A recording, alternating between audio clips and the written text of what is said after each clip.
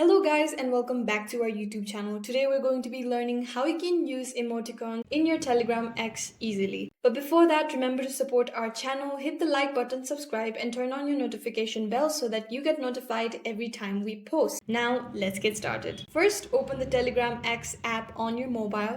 Then tap on the chat where you'd like to send an emoji or an emoticon. Now, normally you'd simply tap on the smiley face icon that appears on the leftmost side of your message bar and search for the emoji that you'd like to send. However, an easy way in Telegram X is that you simply type out a colon followed by any keyword to open emoji search, for example, heart, and then it will give you all these options of possible heart emojis, and then you tap on the preferred emoji and then hit send. As you can see, my emoticon has been sent, and that's how you can send emoticon easily using this shortcut in Telegram X. If you have any questions, let us know in the comments down below, and thanks for watching.